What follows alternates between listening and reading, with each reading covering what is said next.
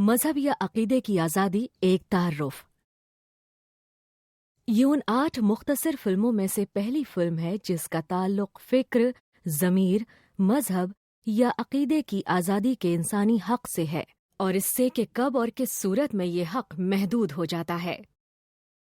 اس مختصر تعارف میں ہم یہ سوچنے سے آغاز کرتے ہیں کہ انسانی حقوق سے کس کا تحفظ ہوتا ہے، اور مذہب یا عقیدے کی آزادی سے ہمیں کون سے حقوق حاصل ہوتے ہیں۔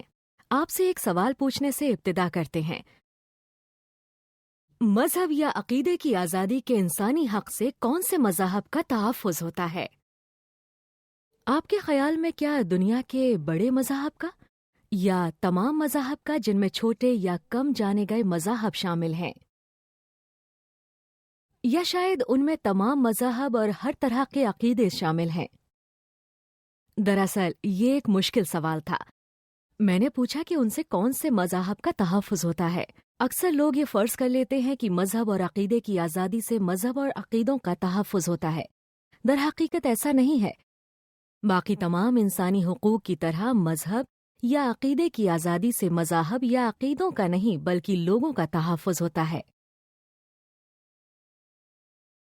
مذہب یا عقیدے کی آزادی لوگوں کا تحفظ کرتی ہے، چاہے وہ قدیم مذاہب پر یقین رکھتے یا ان پر عمل کرتے ہوں، یا جدید مذاہب پر یا ان مذاہب پر جو کسی ملک میں روایتی کہلاتے ہیں یا غیر روایتی کہلاتے ہیں۔ یہ ان لوگوں کا بھی تحفظ کرتی ہے جو بنیادی سوالوں کے بارے میں غیر مذہبی عقیدہ رکھتے ہوں، جیسے ملحد، انسان پرست یا جنگ کے مخالف، چاہے وہ کسی بھی ملک میں رہتے ہوں۔ مذہب یا عقیدے کی آزادی حتیٰ کہ ان لوگوں کا بھی تحفظ کرتی ہے جو کسی بھی مذہب یا عقیدے کو نہیں مانتے۔ دوسرے لفظوں میں مذہب یا عقیدے کی آزادی سب کا تحفظ کرتی ہے۔ چنانچہ ہمیں کون سے تحفظ اور حقوق حاصل ہیں؟ یہ جاننے کے لیے ہمیں انسانی حقوق کے عالمی منشور اور معاہدوں کو دیکھنا ہوگا۔ ان میں سے 2 سب سے اہم یہ ہیں۔ انسانی حقوق کے بارے میں اقوام متحدہ کے عالمی منشور کی دفعہ 18، شہری اور سیاسی حقوق کے بارے میں اقوام متحدہ کے عالمی معاہدے کی دفعہ 18، اقوام متحدہ کا عالمی منشور سیاسی ارادے کا اظہار کرتا ہے، جبکہ ریاستیں اقوام متحدہ کے معاہدوں اور کنونشنز کی قانونی طور پر پابند ہوتی ہیں۔ آئیے شہری اور سیاسی حقوق کے معاہدے کے متن پر ایک نظر ڈالتے ہیں۔ دفعہ 18، ہر شخص کو فکر، ضمیر اور مذہب کی آزادی کا حق حاصل ہوگا۔ اس حق میں اپنی پسند کا مذہب یا عقیدہ رکھنے یا اختیار کرنے اور انفرادی طور پر دوسروں کے ساتھ مل کر کھلے عام یا نجی طور پر عبادت کے ذریعے اپنے عقیدے کا اظہار کرنے، اس پر عمل کرنے اور تبلیغ کرنے کی آزادی بھی شامل ہے۔ کسی شخص پر کوئی ایسا دباؤ نہیں ڈالا جائے گا جس سے اپنی پسند کا مذہب یا عقیدہ رکھنے یا اختیار کرنے کی آزادی کو گزند پہنچے۔ کسی شخص کے مذہب یا عقیدے کا اظہار صرف ان حدود کے ساتھ مشروط ہوگا جو حدود قانون نے مقرر کی ہیں، اور جو تحفظ عامہ، امن و امان، دوسرے لوگوں کی صحت، اخلاق یا ان کے بنیادی حقوق اور آزادی کے تحفظ کے لیے ضروری ہیں۔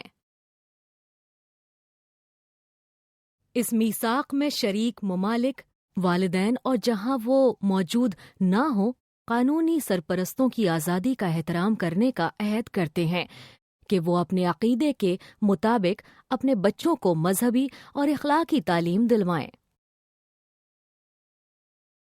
تو عملی طور پر جن لوگوں کا تحفظ ہوا ان کے لیے اس کا کیا مطلب ہے؟ ہمارے کیا حقوق ہیں؟ ہم یہاں ان 7 موضوعات کا تعارف کرائیں گے جن سے ان حقوق پر روشنی پڑتی ہے جنہیں مذہب اور عقیدے کے حوالے سے بین الاقوامی قانون یقینی بناتا ہے۔ ان پہلی 2 آزادیوں کو مذہب یا عقیدے کی آزادی کے حق کا دل کہا جا سکتا ہے۔ کوئی مذہب یا عقیدہ رکھنے، اختیار کرنے یا چھوڑنے کی آزادی، اور کسی مذہب یا عقیدے پر عمل کرنے اور اس کا اظہار کرنے کی آزادی۔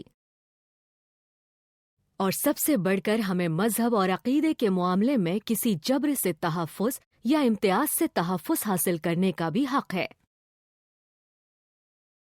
مذہب اور عقیدے سے متعلق والدین اور بچوں کے حقوق اور ہمیں اپنے ضمیر کے مطابق انکار کا حق بھی حاصل ہے۔